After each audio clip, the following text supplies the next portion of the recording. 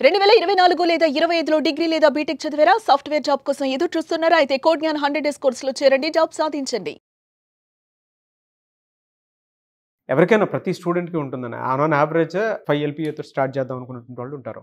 Even career gap వచ్చినటువంటి వాళ్ళైనా సరే. వాళ్ళు కెరీర్‌ని చూస్ చేసుకుంటే కరెంట్ డిమాండ్ ప్రకారం ఏ కోర్సెస్ నేర్చుకుంటే బాగుంటుంది? సో మినిమం 5 ఎల్‌పీఏతో స్టార్ట్ అవ్వాలి అంటున్నారు. సో ఇప్పుడున్న డిమాండ్ బేస్ చేసుకొని నేను ఒక 2 కోర్సెస్ సజెస్ట్ చేస్తా అండి. Okay full stack course. So full stack అన్నప్పుడు మనకి ఇందులో ఎండ్ టు ఎండ్ వస్తుంది. అంటే front end, back end, database, deployment. So end to end నేర్చుకోవాలన్నమాట. అంటే ఒక్క పర్సనే అన్నీ చేయగలిగేంత స్కిల్ నేర్చుకోవాలి. సో ఈ ఫుల్ స్టాక్ కోర్సెస్లో Java full stack, Python full stack ఈ రెండు సజెస్ట్ చేస్తాను. ఇంకా మనకి చాలా ఉన్నాయి, like JavaScript full stack ఇలా కూడా ఉన్నాయి. బట్ ఈ రెండిటికి మార్కెట్లో నెంబర్ ఆఫ్ ఓపెనింగ్స్ అన్నవి ఎక్కువ ఉన్నాయి. సో అందుకని చెప్పి ఇది చూజ్ చేస్తున్నాం. సో జావా ఫుల్ స్టాక్ తీసుకున్నా, పైథాన్ ఫుల్ స్టాక్ తీసుకున్నా ఫ్రంట్ ఎండ్ టాపిక్స్ అన్నవి సేమ్ ఉంటాయండి. HTML, CSS, జావా స్క్రిప్ట్ ఉంటుంది, జావా స్క్రిప్ట్ ఫ్రేమ్వర్క్, రియాక్ట్ ఉంటుంది. అండ్ దెన్ డేటాబేస్ తీసుకుంటే MySQL యూజ్ చేసుకోవచ్చు, MongoDB యూజ్ చేసుకోవచ్చు. ఈ MySQL ఆర్ MongoDB రెండిట్లోనూ CRUD ఆపరేషన్ స్ట్రాంగ్గా ఉంటే సరిపోద్ది. CRUD అన్నప్పుడు క్రియేట్, రీడ్, అప్డేట్, డిలీట్ అనే ఆపరేషన్స్ వస్తాయి.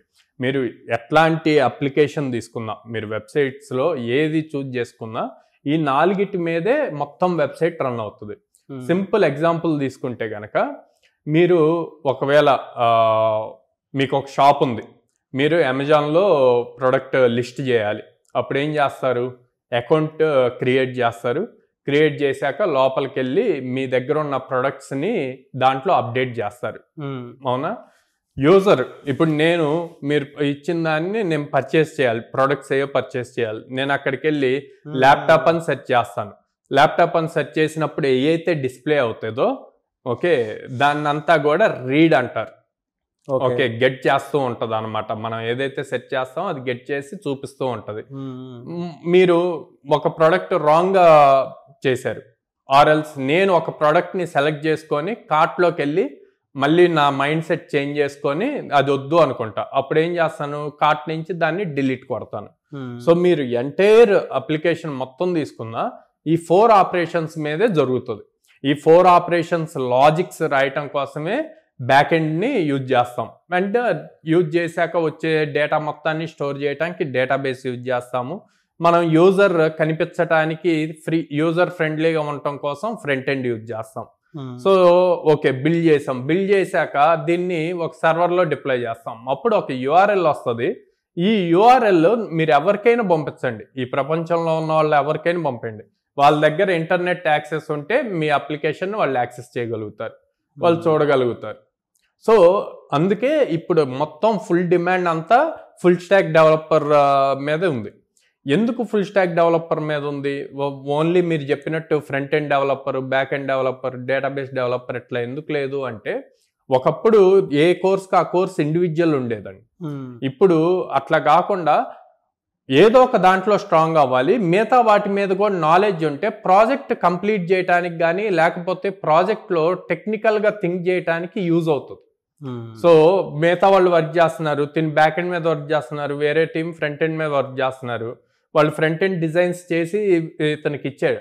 ఇతను బ్యాక్ ఎండ్ చేసేటప్పుడు ఏదైనా డౌట్ వచ్చినా ఆల్రెడీ ఫ్రంట్ ఎండ్ మీద నాలెడ్జ్ ఉందనుకోండి, ఈజీగా రిజాల్వ్ అవుతుంది. లేదంటే టైం వేస్ట్ అవుతుంది, మళ్ళీ ప్రోడక్ట్ డిప్లాయ్మెంట్ వరకు డిలే అవుతూ ఉంటుంది. సో అలా అవ్వకుండా ఉండటం కోసం ఇప్పుడు కంపెనీస్ అన్నీ ప్రతి టీంలో కూడా ఫుల్ స్టాక్ డెవలపర్ ఎవరైతే ఉన్నారో వాళ్ళకి ఎక్కువ ప్రియారిటీ ఇస్తుంది అనమాట. సో అందుకనే నేను Python full stack, Java full stack ఈ రెండింటిని సజెస్ట్ చేస్తున్నాను. సో ఇవి చేసి ప్రాపర్గా యాజ్ ఇట్ ఈజ్ మనం ప్రాజెక్ట్స్ ప్రాపర్గా బిల్డ్ చేసుకొని అప్స్కిల్ అయ్యి నేర్చుకొని వాటిని గిట్హబ్లో పెట్టి గిట్హబ్లో వచ్చిన లింక్ని రెజ్యూమ్లో అప్డేట్ చేసుకొని అట్ ద సేమ్ టైం లింక్డ్ఇన్ని యూజ్ చేసుకుంటే కనుక ఈజీగా 5 LPA జాబ్స్ క్రాక్ చేయొచ్చు. ఎనీవేస్ థ్యాంక్ యూ అండి. Thank you so much Sairam గారు. థ్యాంక్ యూ అండి.